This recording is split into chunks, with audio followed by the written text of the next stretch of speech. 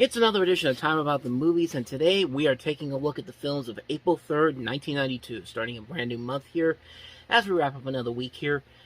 We got 5 movies to look at today, so let's go ahead and jump on into it, and we'll start off with the biggest new release of the weekend, and again, probably the best new release that came out this weekend overall. It's the classic family film Beethoven.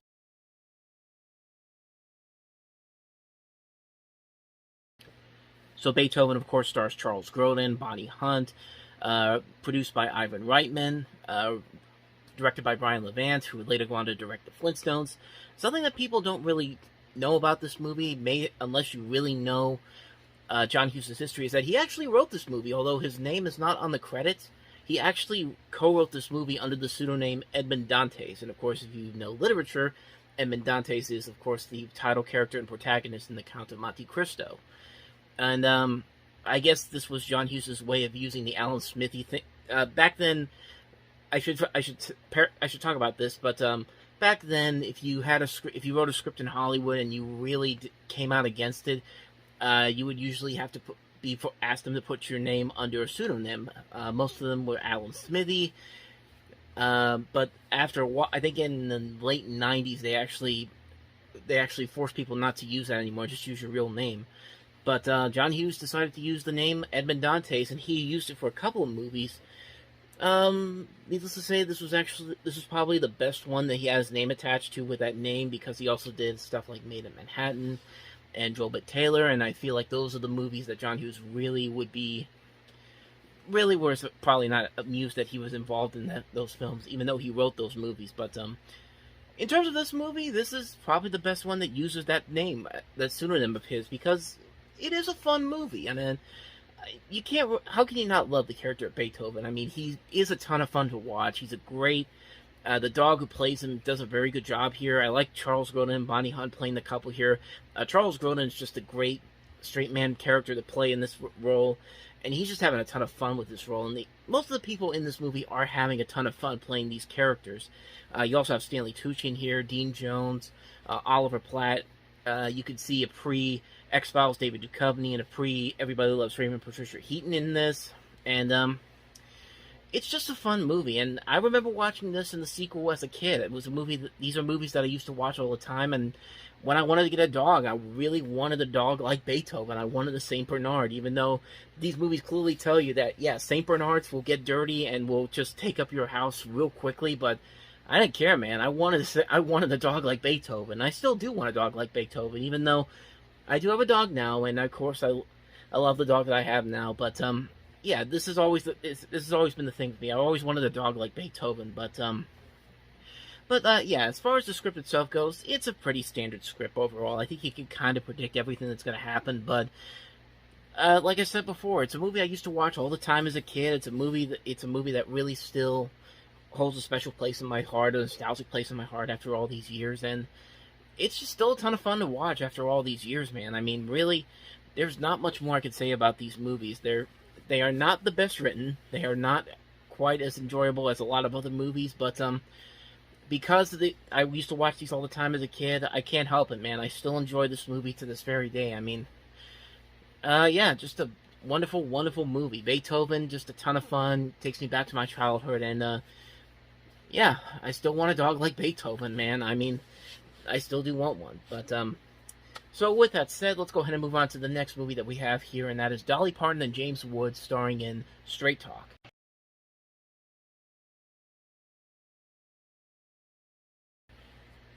You know, Dolly Parton's been a great musician all these years, and people always forget that she was actually a pretty good actress, and very rarely did she turn in a really bad movie. I think the only couple of bad movies that I've ever seen her involved in, stuff like Rhinestone, Frank McCluskey, C.I., Romeo and Juliet, but those are just 3 movies. And then but when you look at the movies that she's been good in, 9 to 5, The Best Little Whorehouse in Texas, Steel Magnolias, Joyful Noise, it kind of evens itself out a little bit.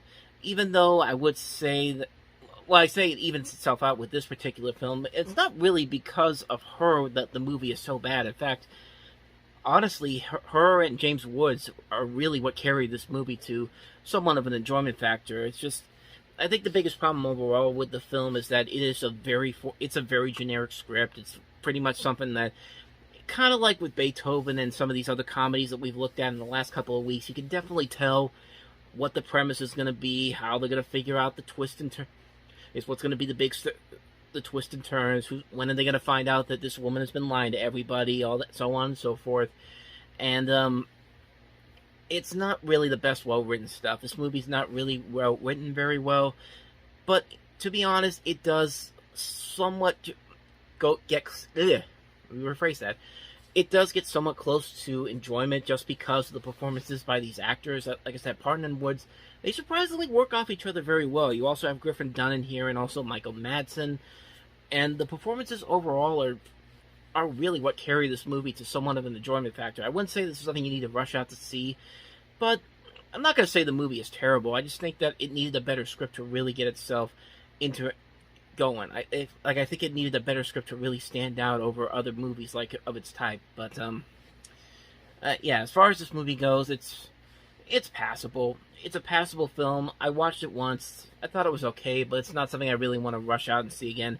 I would only say see it if you want to see some of Dolly Parton's movies. If you want to see if you want to see the best of Dolly Parton's movies, go back to the ones I listed: 9 to 5, Best Little Whorehouse in Texas, Steel Magnolias, Joyful Noise. Those movies, I'd say watch those first. Then, if you really want to, check out Straight Talk. But don't expect anything too great from that. So, with that said, let's go ahead and move on to the next movie we have here, and that is Val Kilmer in Thunderheart.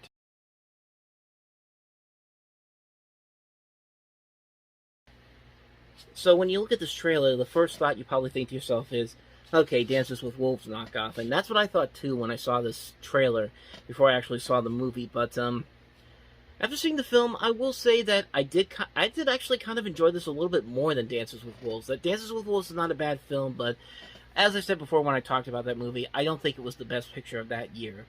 Like, I think that Goodfellas should have won that Oscar in that year. But in terms of this movie here, I think it is an enjoyable movie, and I think it works because of the fact that it does really try to distance itself from Dances with Wolves and do something a little bit different.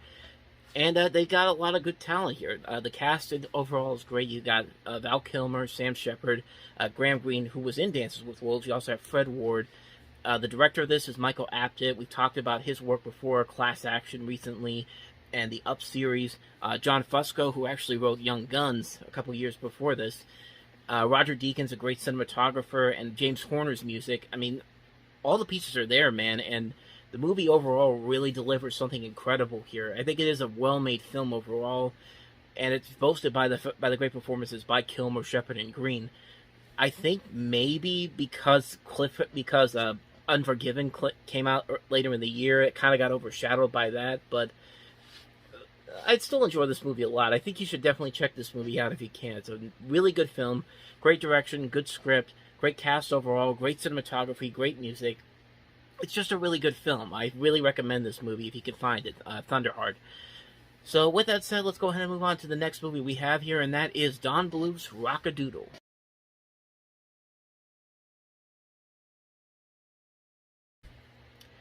Yeah, so remember when I said that All Dogs Go to Heaven was kind of the start of the downfall for Don Bluth? This is where it really starts to take effect, because this is a movie that was originally announced in 1990. In fact, if you had the All Dogs Go to Heaven videotape in 1990, there was a teaser for this that said it was coming out that year. In fact, MGM was actually going to put this movie out in November, but then, kind of like what happened with Bluth's relationship with Universal and Steven Spielberg, there was a lot of financial difficulties, and the studio had to release, and they sold the film off to another studio. The Samuel Goldwyn Company became the studio that was going to put this out. They were actually going to put this out in Thanksgiving, but because that Disney also had Beauty and the Beast, and Universal had their own animated film, An American Tail 5 Goes West, they actually pushed the film back even further to April of 1992. And for some reason, not often, but most kids' movies don't usually do well outside of in the month of April, and this, you can definitely tell that this one was not going to have as much of an effect. It also didn't help that I felt like this when you watch this movie, you feel like that Don Bluth saw Who Framed Roger Rabbit, and he got this idea that he had to make something like Who Framed Roger Rabbit, because they tack on these live action scenes in the beginning and the end of the film that really do not work out so well. I mean, they're not they're not badly animated, but just the way the film presents it, it feels like it's rather unnecessary to the story itself. Like you really had no reason to have these live action sequences in here. It just felt like that Bluth had to do something like Roger Rabbit, because that was the one everybody was talking about. It was kind of like when Charles Schultz did that Peanut special that came out almost months after after Roger Rabbit came out. The Girl in the Red Truck, Charlie Brown, which featured one of Snoopy's cousins, and that was another one that didn't end up working out so well. But then, bottom line here is that this movie's not very good. It's a movie that really shows the lack of. It shows that Don Bluth kind of losing his magic a little bit. The musical numbers aren't that great. The animation overall is subpar. The story makes no sense whatsoever. And there's just no fun factor here. It's a movie that's like, it doesn't get anybody excited. There's nothing really engaging going on. The main character is really annoying and obnoxious. Like, I know it's a kid actor, but at the same time, you gotta at least try and not take the first take that this kid does. And it just doesn't work. It's a movie that really, you could definitely tell that they were just sticking anything to the wall and seeing if it was going to work, and most of it doesn't really work. I mean, it's not very well done. It's a lackluster film, to say the least. It's not one of Don Bluth's worst movies overall. I've seen worse, and we'll get to more of his far lesser films as we go along, but you could definitely tell that this was kind of the beginning of the end of that stronghold that Don Bluth had in the 1980s. I mean, Secret of NIMH, American Tail, Land Before Time, All Dogs Go to Heaven, and now you have this movie, and that's where the downfall kind of starts to take shape. It's a shame, too, because, I mean, Don Bluth really does put his heart and soul into most of his projects, and sadly, this one just didn't work out so well, unfortunately. So that's pretty much all I got for you on Rock-A-Doodle. So let's go ahead and move on to the last movie that we have here, and that is Delicatessen.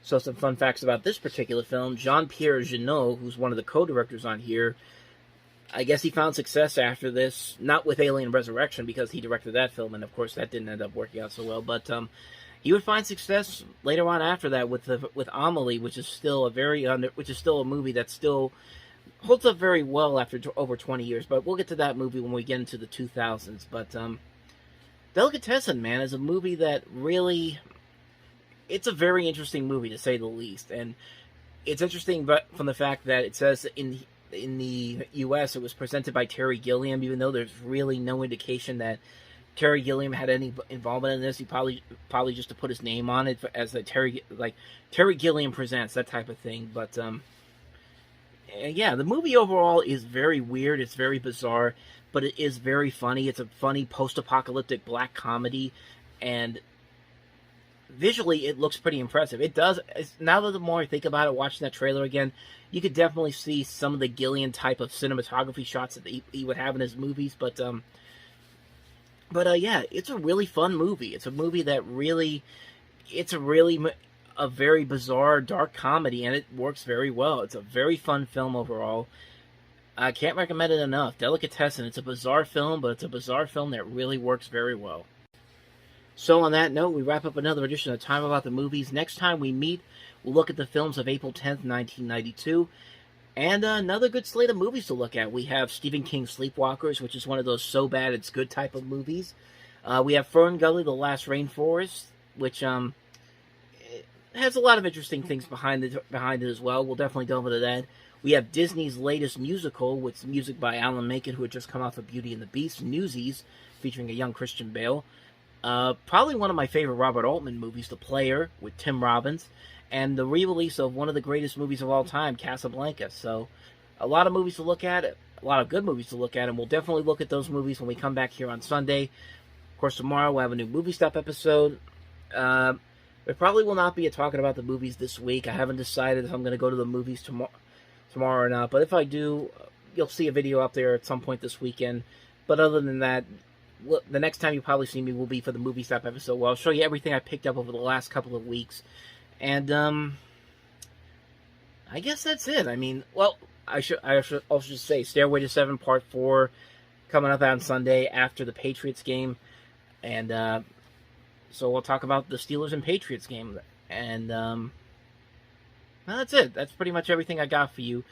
And thank you guys for watching. If you want to see more videos like this, please hit the playlist on the next page. Check out the previous episode. And I will see you guys for another episode. So thank you for watching. I'll see you next time. And until then, take care.